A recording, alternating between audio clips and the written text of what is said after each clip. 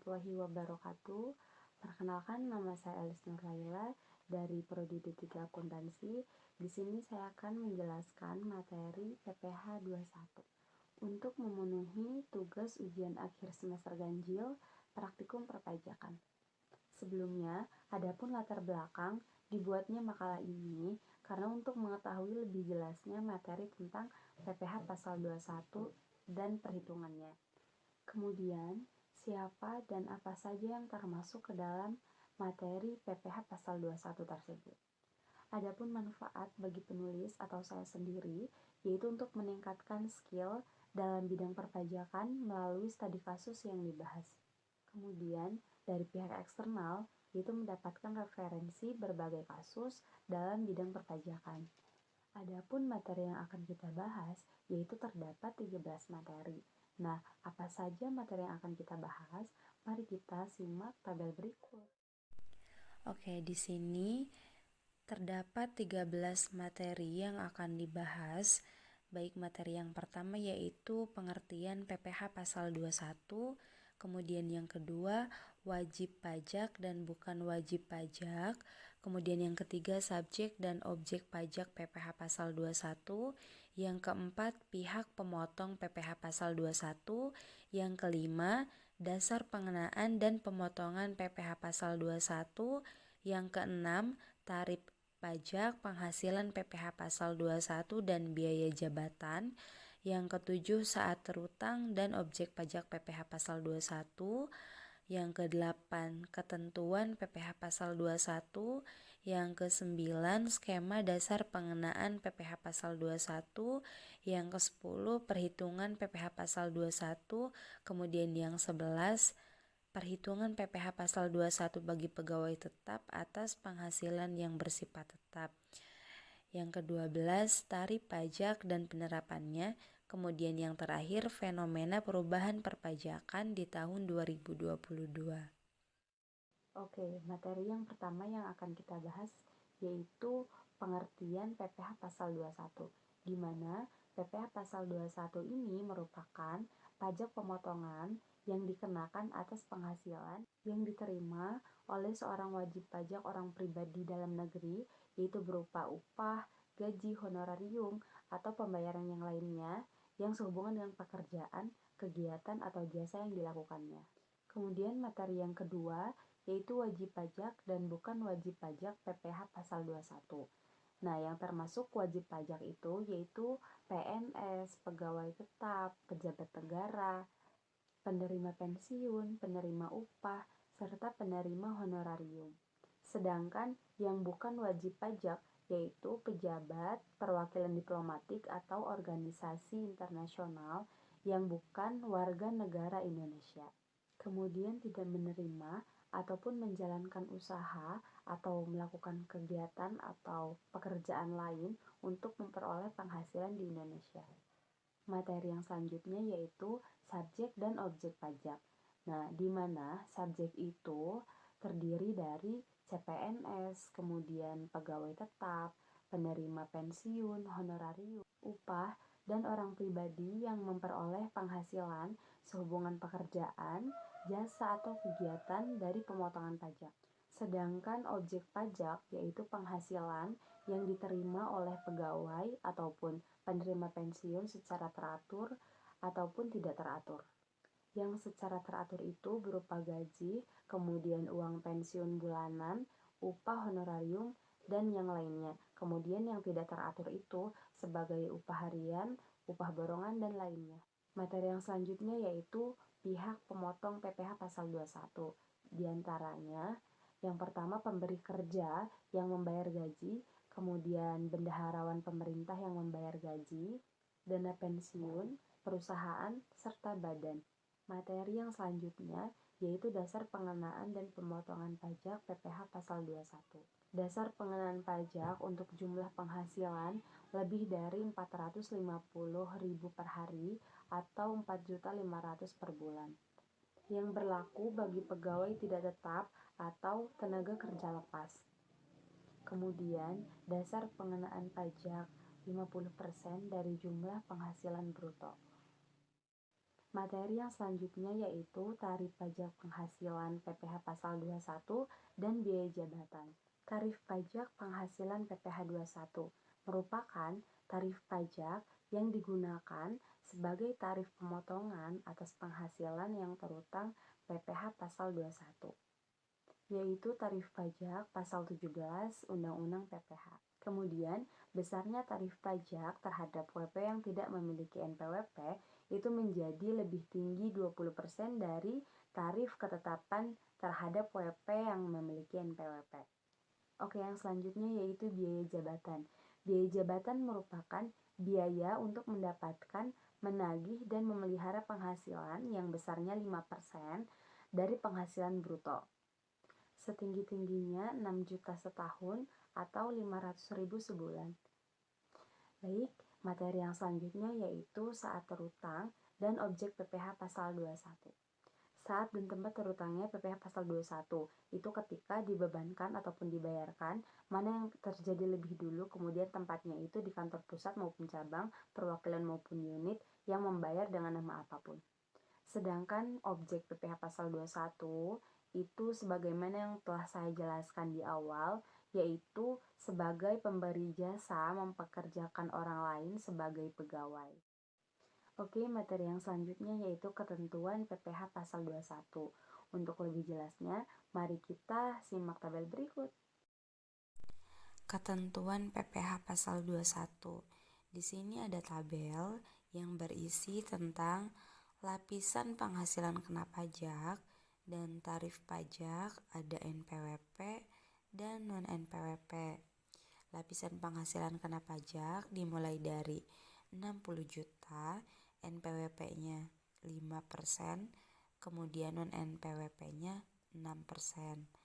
Di atas 60 juta sampai 250 juta, NPWP-nya 15%, kemudian non-NPWP-nya 18%. Di atas 250 juta sampai 500 juta, NPWP-nya itu 25%, kemudian non-NPWP-nya 30%. Di atas 500 juta, NPWP-nya 30%, kemudian non-NPWP-nya 36%. Materi yang selanjutnya yaitu skema dasar pengenaan PPh pasal 21. Untuk lebih jelasnya, mari kita simak tabel berikut. Skema dasar pengenaan PPh 21, yaitu ada penerima pensiun, ada 2, sekaligus dan berkala.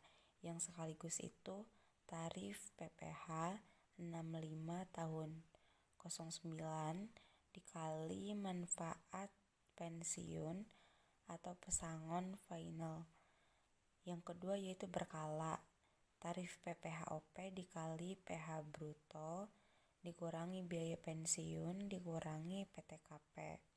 Kemudian pegawai itu ada pegawai tetap, ada pegawai tidak tetap. Untuk pegawai tetap yaitu tarif PPh-OP dikali PH bruto dikurangi bijab dikurangi iuran pensiun dikurangi PTKP. Kemudian pegawai tidak tetap yaitu ada bulanan, adapun non bulanan atau harian. Bulanan itu tarif PPh-OP dikali PH bruto dikurangi dikali 12 dikurangi PTKP dibagi 12. Sedangkan non bulanan atau harian yaitu 5% dikali upah harian dikurangi 450.000. Upah harian lebih besar 450.000 dan upah kumulatif lebih kecil dari 10.200.000. Kemudian ada 5% dikali upah harian dikurangi PTKP harian yaitu 4.500.000 lebih kecil, upah kumulatif lebih kecil dari 10.200.000. Kemudian tarif PPh-OP dikali PH bruto dikali 12 dikurangi PTKP dibagi 12 itu upah kumulatif lebih besar dari 10.200.000. Kemudian bukan pegawai, itu terbagi menjadi dua, berkesinambungan serta tidak berkesinambungan. Berkesinambungan itu yang pertama tarif PPHOP dikali 50% dikali PH bruto dikurangi PTKP, yaitu kumulatif. Kemudian tarif PPHOP dikali 50% dikali PH bruto kumulatif. Kemudian yang tidak berkesinambungan yaitu tarif PPHOP dikali 50% dikali PH bruto kumulatif. Kemudian komisaris manatan pegawai penarik dana pensiun yaitu tarif PPHOP dikali PH bruto kumulatif. Kemudian peserta kegiatan yaitu tarif PPHOP dikali PH bruto. Materi yang selanjutnya yaitu perhitungan PPh pasal 21. Untuk lebih jelasnya, mari kita simak tabel berikut. Perhitungan PPh pasal 21. Yang pertama menghitung PPh pasal 21.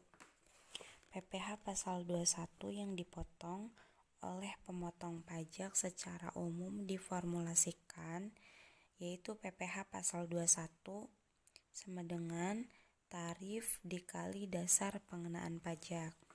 Sedangkan dasar menghitung PPh pasal 21 yaitu tarif pasal 17 ayat 1 huruf A Undang-Undang Nomor 36 Tahun 2008 yaitu dengan ketentuan di sini ada tabel yang berisi lapisan penghasilan kena pajak dan tarif pajak.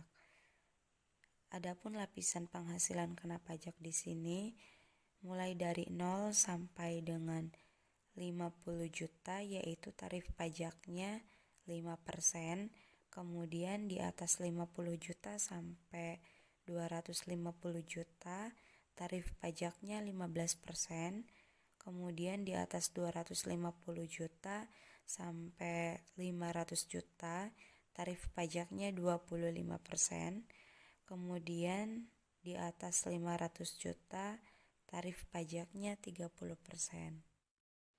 Materi yang selanjutnya yaitu perhitungan PPh pasal 21 bagi pegawai tetap atas penghasilan yang bersifat tetap. Itu terdapat 3 poin. Yang pertama penghasilan bruto, pengurangan, dan perhitungan PPh pasal 21. Penghasilan bruto itu seperti gaji sebulan, tunjangan PPh, dan lain-lain. Kemudian pengurangan itu biaya jabatan 5% dikali penghasilan bruto 500.000 sebulan.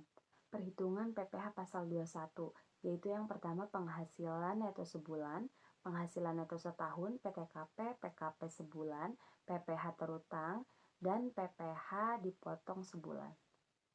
Materi yang selanjutnya yaitu tarif pajak dan penerapannya. Di sini terdapat 3 poin. Poin pertama yaitu dari pasal 17 Undang-Undang PPh yaitu pegawai tetap dan pegawai tidak tetap serta penerima pensiun.